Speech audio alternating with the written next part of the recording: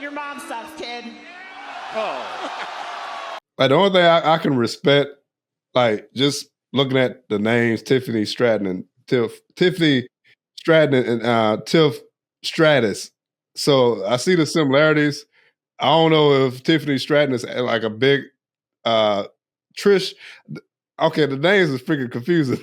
Yeah, I know, Tiffany man. Stratton, Trish, Stratus. It's like a tongue twister. That's quoting it Trishy time. That's the sort Trishy of time. Yeah, that's the thing because Trish Stratus and Tiffy time. But yeah, I don't know what to say about this match, man.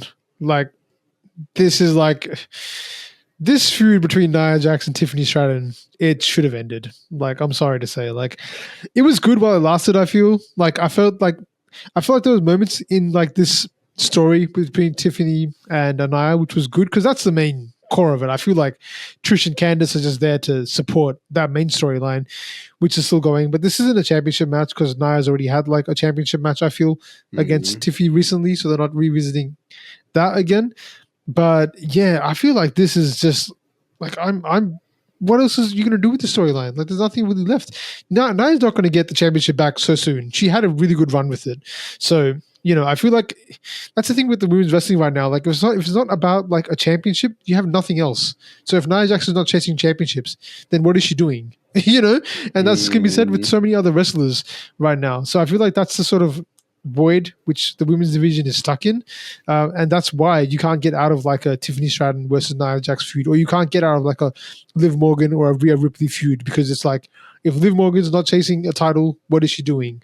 Like, that seems to be the common thread that's happening for a lot of wrestlers right now in the women's division. So I mean, match wise, I'm not even that optimistic. I'll be honest, man, I'm not even that optimistic about this match. Like, I feel like it'll be okay. Like, I like Nia Jax and I like Tiffy and I like all the wrestlers in this ring. But after watching, I'm not sure if you caught up on it, but the SmackDown that they had recently with these four was, it left me just thinking like, yeah, like at least they're going to bring it in the ring. And if they don't, then it's going to be a complete disaster, because that's the thing. You have no story to fall back on. It's not like there's anything salvageable. If the in-ring action is bad and the story is bad, it's just like, that's the most frustrating part about it, man. Out of the four, Trish seems like the better wrestler. That's not a good thing. I know that's a very legit point. Like, Trish, she's a very good wrestler, but at this point in her career, like, I feel like she should be more of a supporting piece. Yeah, but when you look at these four here, yeah, you're right, man. Like, Nia Jax, like, yes, she has her moments, but she also has a lot of moments where it's like, what are you doing? Like, yeah, like just, the freaking what's that move she tried? The Annihilator? Hurricane Corona. Oh, yeah, yes. Against Bailey. Yep. I remember that. That was like, yeah, that was a disaster. But there's a lot of moments like that with Nia. Yeah, she used to be falling. Like, yeah, she had one recently with Bailey. I think she fell on Bailey.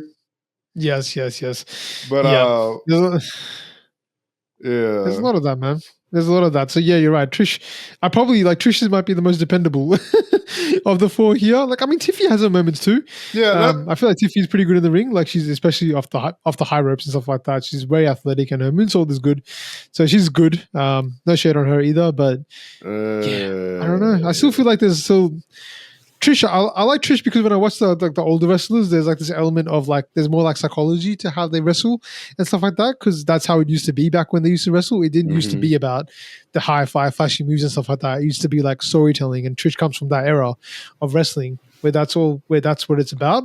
So that's where her focus will be mostly. And like, yeah, this one I'm worried about. This one, I feel like this is the one where maybe this should be like the equivalent of like the warm up show we did last year. It shouldn't be on like the main card. It should just be at the start. Yeah, this has to be the first match. Like, it has to. Like, first match, this match, second match, the women's chamber.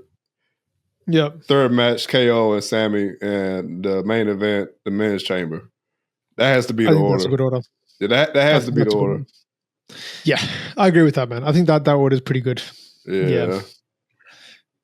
That's one thing I don't like about WWE. They don't. Most sports they'll tell you the order, but it's like Yep. they want you to watch and like be surprised. Find out. Yeah.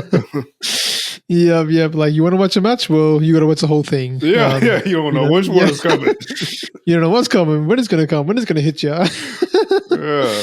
So yeah, that's a WWE specialty.